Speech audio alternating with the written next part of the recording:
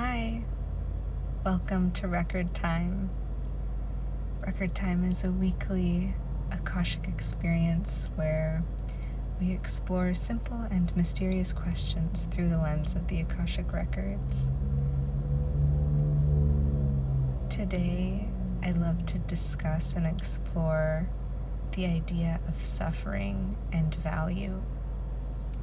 Sometimes I feel like I haven't suffered enough to have anything valuable to offer. And other times I feel like I haven't suffered enough to receive anything valuable. And it's a weird little predicament to be in. Whereas, in this space where giving and receiving value both depend, in my mind, as to how much I've suffered. So I'd love to propose this dilemma, offer it to the Akashic Records, and see what they have to say around this topic. And if this doesn't make sense, I can elaborate a little bit further. But this is the same idea, suffering, correlated with value, your feeling of value. This can show up in a lot of ways, so common ways, with money and hard work, right? I haven't worked hard enough to receive this much money. That's a super common experience. But it can be in other ways too. It's I don't deserve this, or I can't receive this goodness because I haven't suffered enough, and that's the same thing. Or I haven't suffered enough to have anything valuable to give anyone. The idea that your value comes from how much you've suffered. So I'm going to offer that to the Akashic Records, and we'll see what they have to say. And as I'm tuning into the records, feel free to come into a receptive, open state to receive the energetic transmission that comes with this verbal transmission.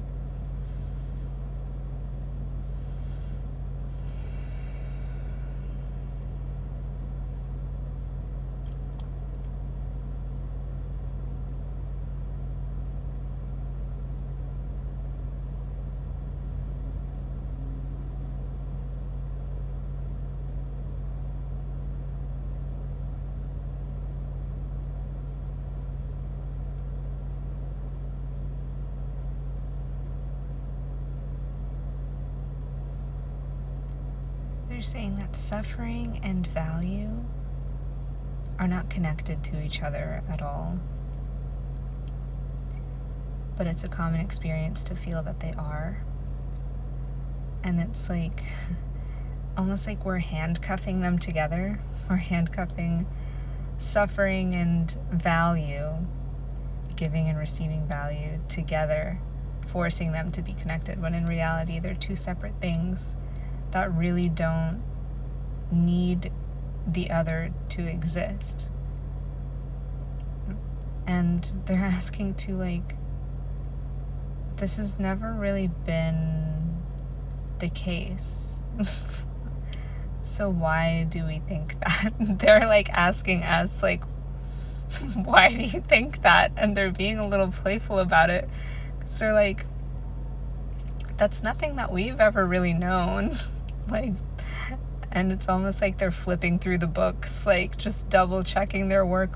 Yeah, I don't think it's written down anywhere that you have to suffer to receive something valuable, or that you have to suffer to be able to give something valuable. They're yeah, it's not really in here. It's not in this part of the records, at least, wherever I am right now. So they're yeah, you don't really need to think that way. And it's really sweet, and it's really liberating to just relax into that idea that however much you suffer or perceive to suffer, it has nothing to do with how much you deserve or how much value you have. It's it has nothing to do with what you are worth or what you deserve.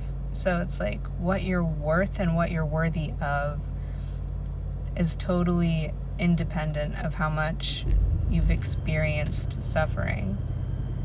And they're saying that's not to say like that through like the experience of human suffering, you can't like uncover these beautiful jewels and gems of wisdom and tales of triumph and courage and strength. Like, of course, through suffering, through some struggle, we can learn and we can grow, but that doesn't mean if you haven't suffered or you don't feel like you've suffered very much, especially compared to other people, it doesn't mean you don't have anything to offer.